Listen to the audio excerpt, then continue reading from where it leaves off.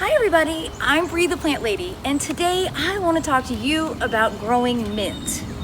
Now, most horticulturalists will warn you against growing mint, especially in the ground, because it does have a tendency to run and it's very difficult to control long term.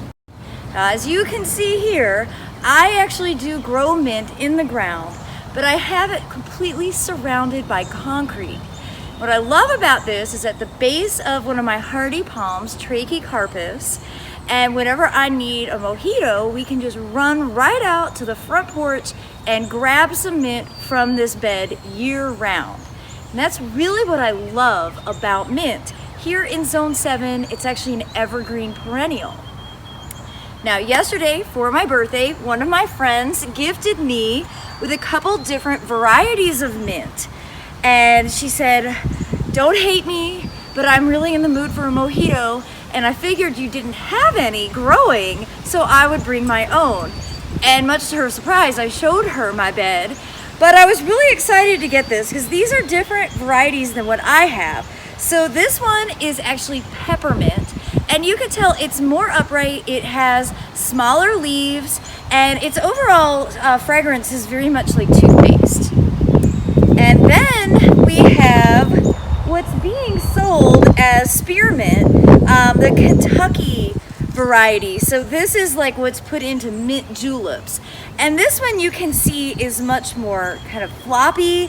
You can really see there's longer internodes between the leaves, meaning longer areas of stem. And you can definitely get the idea that this is gonna like take up some real estate. And then here I've got chocolate mint. And I've always loved the scent of chocolate mint. It's so refreshing, but it has a great depth of flavor. And I really like actually using this minced and adding it to fruit salad. So the process for planting mint is really easy. Frankly, mint will grow in anything, so it doesn't even matter how high a quality your soil is. But because I don't want this hanging basket to weigh too much, I'm actually gonna mix my favorite compost, Soil Cube organic compost, which is like black cake mix. And I'm gonna mix that about 50% with some ground aged pine bark. And that is exclusively just to make the basket not weigh so much when it's fully watered. So that process is really easy.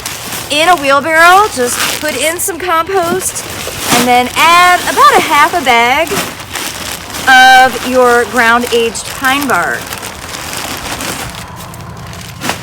And then you can just mix the two together and you're ready to fill your pot. So I love reusing hanging baskets instead of buying new ones every year. It's just so much plastic that gets wasted in the horticulture industry. So as a home gardener, I try to reduce that by reusing my pots over and over again.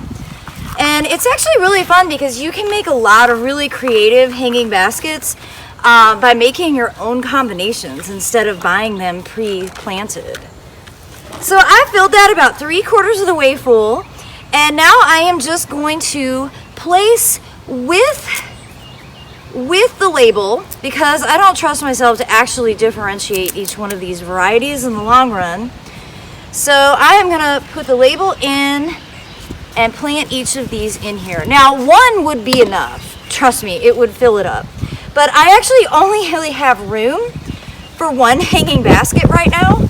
So I can always, later on this summer, divide this up into 3 different hanging baskets. That's the great choice that you have, like as the season goes on. Instead of struggling to keep something watered, just plan to pot all of your spring planted containers up. I usually do that around the 4th of July. And then you don't struggle to keep them watered because they will have enough soil to be able to grow for the rest of the season. And that is more than likely what will happen with this container. And by then I will have, you know, more hoses up and running and the garden will really be in full swing. Yeah, you can really see how that is. You can see how it gets its reputation. It's well earned. But you know what? This hanging basket is gonna look already pretty mature from the moment that I planted. And I think that is a pretty cool thing. So now I'm just sort of filling it up to the top, and it's ready to go.